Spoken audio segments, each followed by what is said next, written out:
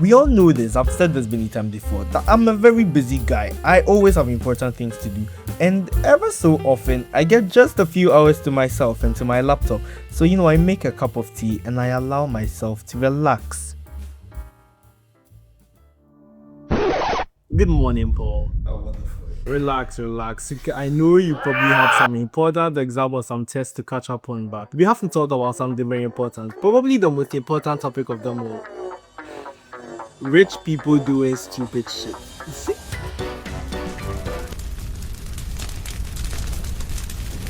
If you have a stable 9 to 5 and friends and family who love you, you've probably never participated in the Oscar death race. The Oscar death race is a noble and a slightly crazy act of trying to watch every single movie nominated from an Oscar from the day that the Oscar nominations come out to the day of the awards. This year I got really into movies, and if you've been watching my past videos, guy, which you have, right?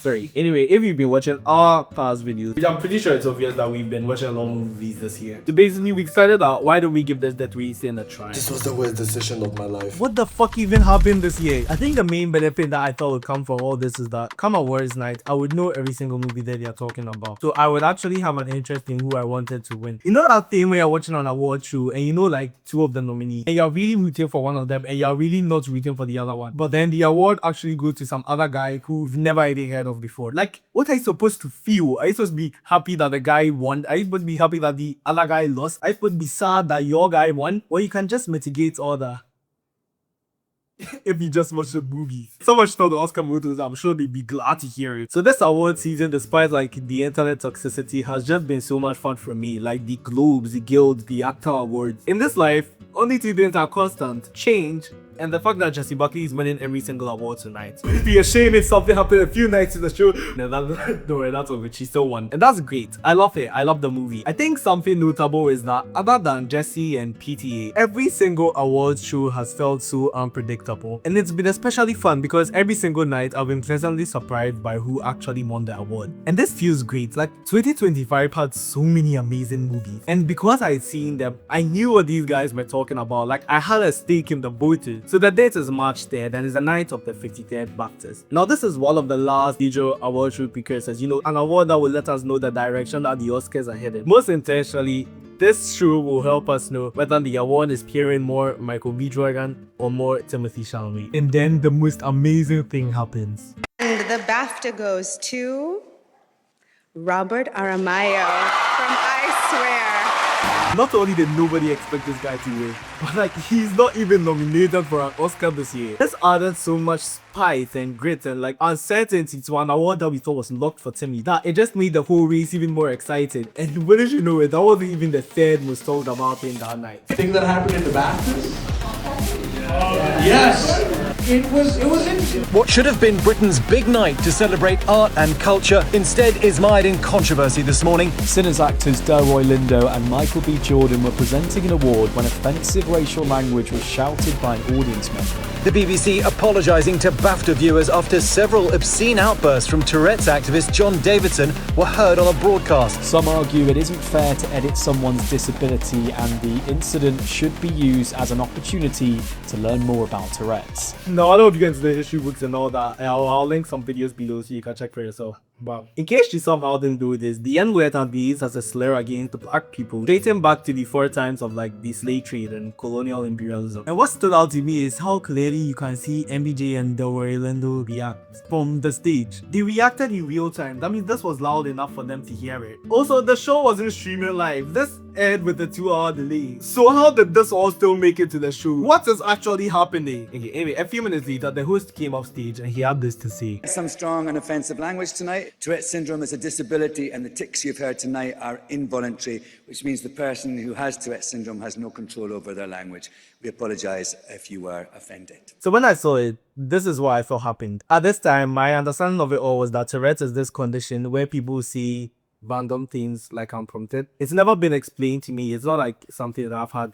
I didn't really understand what it was. But with my basic knowledge, everything seemed to make sense to me. I mean, it doesn't excuse what happened, right? There are still some moving parts. But there was no harm intended, and the guy apologized. So in my mind, the internet is going to be completely normal about this.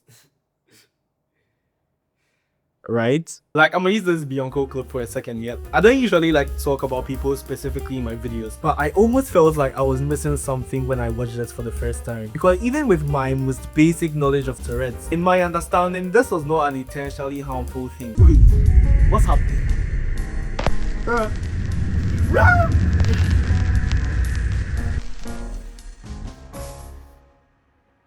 Clearly, you students haven't been doing your homework. Hi, sorry for those who don't know, I'm Professor Pa. If you had been doing your work, you would have been caught up with why actions like this are very, very bad ideas. But don't worry, let me bring you up to speed. Have any of you ever heard of the mysterious concept of the boy who cried wolf?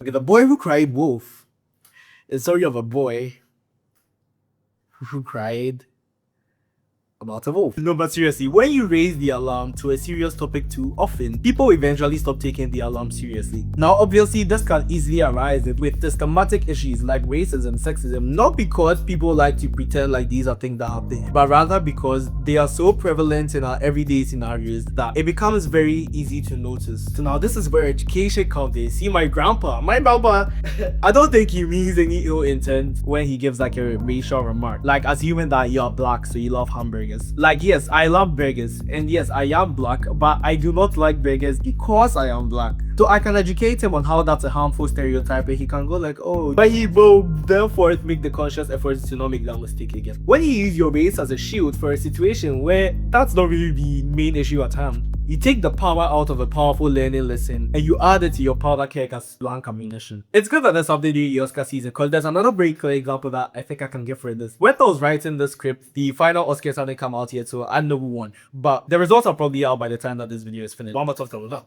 that. Sorry. There's a lot of chatter online about how Sinners could win Best Picture. And I mean, that would be fine. A lot of people really enjoyed Sinners. I really enjoyed it. I think it was a great movie. But one really annoying thing that I've seen online is that when some people are asked for reasons why Sinners should win Best Picture over any other movie, the answer they tend to give is about how it would be a good thing for the black community. But that's missing the point. I think you should want Sinners to win because it's a fantastic movie and you think it's the best movie that came out last year. And Sinners winning would be a good thing for the black community. But the merit of it as a great movie shouldn't just be in the fact that it's a good thing for the black community. And if the words I said just make sense, hopefully they do. By citing your reason for wanting Sinners to win as because it's a black movie, you are taking something that's not of our race at all, but rather about artistic merit and all that, and you're making it about race, so that when Sinners doesn't win, you can just claim, oh, everybody who didn't vote for Sinners is just racist or something along those lines. I don't know if you get what I'm trying to say. And by doing this, again, you're diluting the principle of the word. So the next time in the future when you're trying to educate your grandpa about something like actually stereotypical and harmful, he goes, oh, kids these days just always complain about it. You get the point. You should want Sinners to win because you think it's an amazing movie, and Sinners winning would be a good thing for the black filmmaking community. Those two things can coexist. Misidentifying racism when it isn't present weakens legitimate conversations about racism. Now back to what happened that night, because I have my thinking cap on. Sometimes I just genuinely do not know about things which I think are important because I don't think I'm taking the time to like educate myself. And I try sometimes to do these videos to bridge that gap. Right? So that's what I'm going to try to do today. But I'm going to need some help. Thank you. And where's my camera? Sorry, I'm so excited. Hi guys. Hi. So, okay, Pa and friend, we're going on a trip to the moon. Let's talk about a lot of things today, but they are all very dearly important to my heart. But before we start, I'm going to do some first now. First of all, love this video. Okay, so you can feel free right now. When the video starts, you know it's a starter because we're going full motion. Pa is right. Pa is ever always right, and Pa is always ever right. Capiche? Thank you. Okay. Yes. I have a question. Questions for the end. Number 2. This is a presentation, not a conversation. So I knew this was coming. I know you people, I can read you like a book. I knew some person would ask me for a question. This is not a conversation. You can keep your questions till the end. When I am done, I will give you opportunity to speak intermittently, obviously. But when I am done, you can ask everything you want to ask. Hell yes, cool. The version of the question relevant in this place. No, you are not allowed to be mean to anyone. This is the typo. This is a threat. I'm holding a knife. Okay, if you are confused, that is not because it is my fault. As we all know, I don't use TikTok. If there's an issue here, it's because you have a small PP brain and I'm just smarter than you. That's just like, sorry, that's just fact. And also number 5, sorry, this whole presentation it's like what we are doing here right now. Do you see how I'm not even looking at you right now? I'm looking at the camera. This entire like thing is very performative. And if you want to learn like more about what I'm going to say, you can watch my video, which you all do already because you're amazing friends, right? Yeah. So, right? Yes, of course. Yeah, sure. Okay, great. Okay. Yeah, I have a question before we start. The next slide is the actual presentation. So, yeah, we're questioning. How do you make the same thing twice? Very amazing question, Ivan. Very, very stimulating. Anyway, I'm going to show you a series of pictures, right? With every picture, I just want you to think about anything. Anything that makes you joy, anything that makes you sad, anything that makes you angry, anything that makes you think, just think. So first, I see this. I think yellow, right? Yellow. Football. Kicking. I see this. I think peak freaking humanity. I think this is what I want my child to marry. This is what existence was meant to like turn into. This is the final primal human form. So you can see how this exercise is going. I want you all to try it. Okay, so let's just start with banana. What's the first thing that comes to your mind? Give me 5 seconds. 5 seconds is up. I'll give you 5 seconds in the video. You see this? Now we're going to do the same exact exercise, but the first time when we did it, we were thinking of the happy things that come to our mind. But this time, when you see the pictures, I want you to think of like the meanest thing, the most offensive thing that could come to your mind. Like, I would definitely not want to see this in front of this person. Okay? So, does anything spring to mind? Can grow better. Can grow better. That's the most offensive thing that comes to your mind. Yeah, eating. That's the most offensive. Try again. It's so small. Try again. Okay, moving on. I think maybe y'all don't really understand how this works, right? So let me explain what's working here. I see this picture, right? Obviously, the normal thing that comes to your mind, oh, football. What comes to my mind, because I'm thinking in the way that I've said like I should think. What comes to my mind is football, football player, bad, football player. Yes, please. Yeah. Okay. Yes, please. Yeah. For this next, don't you dare say. What was the most offensive word that comes to your mind? Performative, not actually going to the gym, only there for the picture. Probably took the picture with the machine he doesn't know how to use. That's my house. Probably... just right. Should probably go get a haircut. Okay, I think that's enough. I think we all get a point here, right? So what? We should also watch the singlet. Oh, we are done, Michael. We all get a point, right?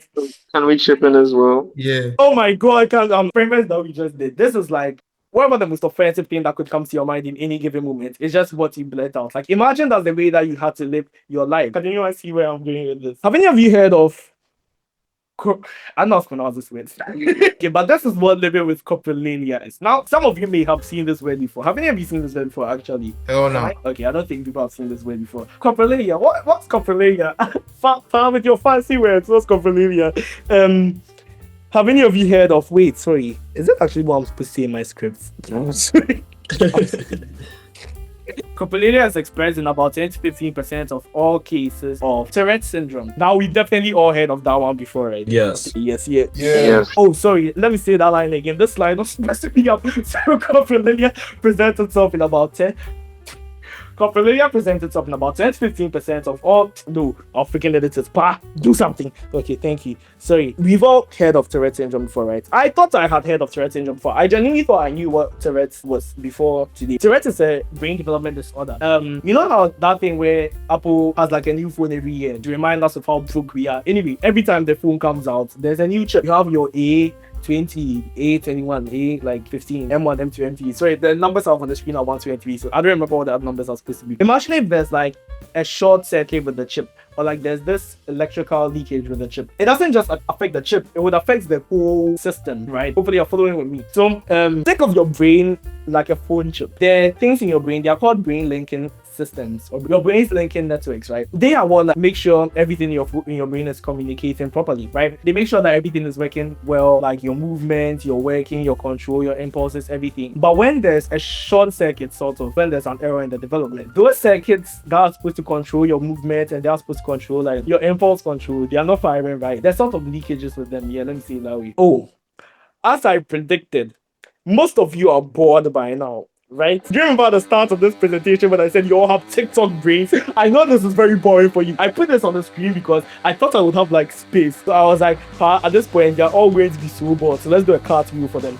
But I cannot do that for you right now. So instead, we're going to talk about the things that make me sad. We're going to talk about the things that make me very angry in life. Thankfully, one of you is here as a very clear example, and you know who you are. We'll get to you very soon. We all know Shakespeare, right? That guy, honestly, right? I can write Shakespeare. Shakespeare can't write me. That's all I'm gonna say about that. Because Brute was a guy, he betrayed Julius Caesar. I don't remember the play. I'm just going to show you the pictures of a few people who have betrayed my trust in the past few months. When I show you each of them, I would like you to say a big boo, please. Thank you. This is just a very short exercise. So, first, let's just move on from that. I don't know if you guys remember this person. Jealous. Who's that? Shut up, so do you remember Asha? That's Asha. That's looking. Oh, I'm cooked, yo. And then the biggest one of them, you see things I listen to. But the person who actually like genuinely, right, when I saw this, my heart was broken beyond repair. Even talking about his picture, he wasn't crying. So I'm just doing some comments in this picture. This evil person. I don't know if you guys can you see this? Nigga, leave me alone. I cannot. I'm done. I'm just waiting. We're just moving on from this, okay, guys? Let's get back to Tourette's. Okay, relation. Remember, I said the whole phone chip thing. Then the phone chip. This one, you guys. The phone chip is like your brain, and then like if there's a short circuit in the chip, that's like a short circuit in your brain linking network, right? So then the what actually happens in this is usually with our brains, there's a sort of filter. I think that's the next slide, right? Oh, it says I should check my notes. Pew pew pew pew pew pew pew pew. Oh, I was right. I remembered, guys. I remembered. I was actually right. It's about the filter. Okay. Proud of you. You Bob, thank you. Okay, so your brain has a filter, right? And then with Tourette's, the filter is like naturally weaker. So usually I see Michael in real life, and then I just want to talk about how Michael is a fucking I want him to and that's like the first thing that I want to say about him when I see him. But then there's this filter in my brain, and it tells me, stop. Slow down. It's not that deep.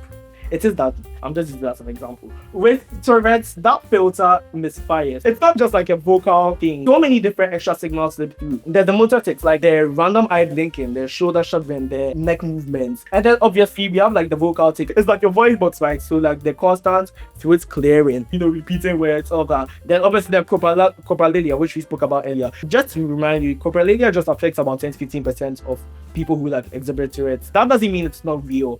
I don't say it's not as common as you would think it is, but it's just still very real. There's research and all that about it. Yeah. So then all of those motor imbalances and like vocal tics and all that all together, that's what I'm saying the word tics. I'm just I should have explained it before, but that's what we call tics. People with Tourette's that exhibit coprolalia, usually the words that they blurt out tend to be emotionally charged, like Michael is a user and I really want him to hate him with everything in my guts, right? You'll be thinking like, why those emotionally charged words? Those words are stored in parts of our brain that are like strongly linked to emotion and impulse. If any of you watched my swearing video from last year, it was one of my first videos ever. I spoke about this, not Tourette's, but like the swear words and whatever. But yeah, that's why those words come out. Those words are very strongly linked to emotions and impulse, right? So when that part of your brain that's supposed to be like, no, actually let's calm down, let's not say that, let's like, we want to do this but we have self-control, right? Not necessarily you're angry in the moment, just you existing in that moment and you having the social awareness to know that this would probably be the worst thing to say at this certain point. So you don't say it. There's like a filter in your brain. When that filter doesn't exist or it malfunctions, those high energy words, because of how tied they are to the impulse and emotional centers of your brain, they just blurt out. Hopefully that makes sense to you guys. So you guys, I'm talking to you. Little to me say. I'm going to say a sentence and then you're going to say the word involuntary with me. The sentence I'm going to say is wait. I cannot believe this is happening to me. The sentence I'm going to say is tics are what? Then you all say involuntary. So are we ready? Okay. Yeah. Thank you. Very important part of all this is that tics are what? Involuntary. Involuntary. There were some people on the internet who were insinuating that like the entire thing was staged and he chose his time to strike. And I watched the movie. I think it's important that you watch it or at least try to engage with it. I understand that it might be too emotionally charged for some people. Like I've never recommended this movie to my sister. I feel like she cries for weeks after watching it. But I think that's fair for empathy education, I guess. It sort of reminds me of Hamnet, one of my favorite movies ever. I don't have kids, but I could understand and relate and empathize and everything that she was going through in the movie. I don't know where I'm saying makes sense, but hopefully they do. Anyway, back to the point. People who were suggesting that all of this, like this whole scenario was just stunts to get the movie more visibility, I think that's just an absurdity. There were people who were saying he should have personally apologized to MBJ and the Orlando, which makes sense. I saw a counterpoint on the internet where there's a scene in the movie where Dottie, his like mom-ish character, she tells John that he doesn't have to apologize for doing something that he has no control over. Sorry, everyone. Right, John.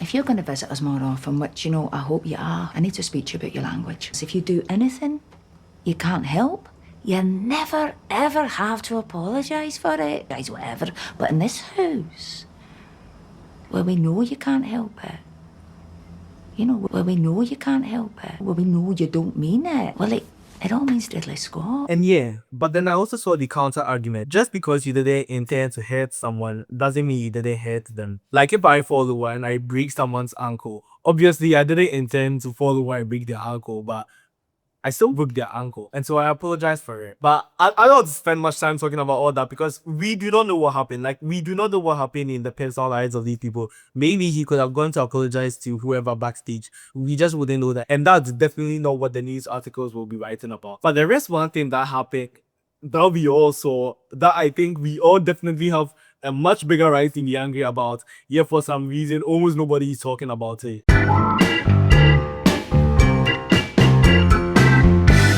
You not. I forgot. Sorry.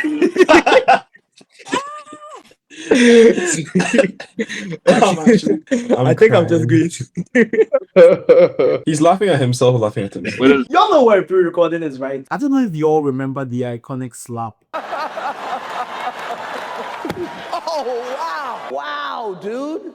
Yeah. It was a G.I. Jane jump. Keep my wife's name out your fucking mouth! Well, you know what happened the year of the slap? The Oscar ratings went up by like 60%. You do remember how I said that the award show was being streamed with a 2-hour delay, right? It's a bit of a conspiracy on the internet that the entire thing was set up. I'm talking about the thing with John Davidson, where they set up a mic near him because they knew he'd have a tick, and then they intentionally left it into the show to drive up the controversies and have people go.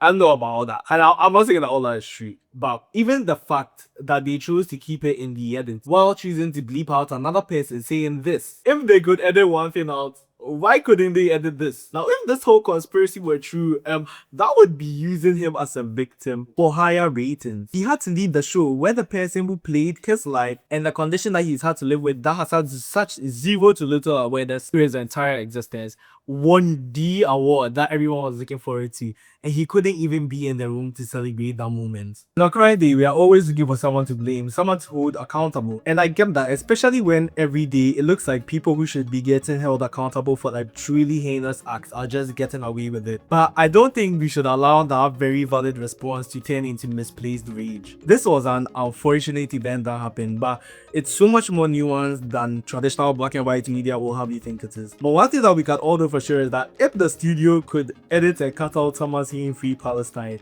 I'm pretty sure that they could have covered up a person with Tourette's tics, and leaving those tics in feels like an intentional decision that they are not being held accountable for. But rather, for whatever reason, the actual guy who has been dealing with this condition his entire life is receiving all this shit from the internet for something that was completely out of his control. So now for us, you know, fire friends, we're cool here. We continue this whole thing as just a learning lesson and move on with our day. But I can do one better. I don't have my knife. Let me get my knife, Bobby, back. like I was saying, I think we can do one better to help people who are actually going through this condition every day in their life. Now, we're a small number here, but in the description below, I have links to like helplines, donation funds, so many other ways that you could be of service, even if like not monetary. I understand like we're not all in a position to help people, but even if that's just spreading awareness, you know, you could talk to your dad, your grandpa, your grandma, your sister. You could educate the other people in this comments. I obviously haven't done that bit of a job, but you can do better than me. And even if you can't do all that, just by watching this video to the end, I don't make much from these videos, but a very huge majority of all the money that I will make from this video, I'm going to pretend to donate all of that to one of the fans link below. I'll probably put it on the screen. I haven't yet decided yet. If I haven't decided yet as well, I'll leave it which one I'm specifically donated to in the description or in the pinned comments. But yeah, so in some way, just by watching this video, you know that you've made a positive impact in the world around you. Yeah, so thank you. Thanks Michael, Caroline, all of y'all. But thank you guys for being in my presentation. It was very... Whoa. The questions to the end. I have a question. I also have a question. Come, let me end my Great. Oh my God. I don't know if you decided to include this was in the video, so never mind. Guys, the worst thing that could have happened in the world or something. Or you didn't press record. I'm not doing this again. Yeah, I didn't press freaking record. So guys, we're done. I'm coming. I have to do the ending. The endings are also scripted. Who would have guessed? Sorry. Okay, this was the main video, but it felt important in the moment. I don't need to like the whole news, but still, I think, like I said, I just learned about this, so I may be misinformed in some parts, and I would love further education. If you know more, or like, I will try to link some places like where I read and videos I watched and all that. That helped me understand. But if you know more, you can share them with me. I'm very happy about that. Thanks. I know you're done eating, so you can go and wash your dishes or throw away your packages. Whatever. Thanks for watching. And thanks my friends for helping me here. I love all of you. Alright. See those.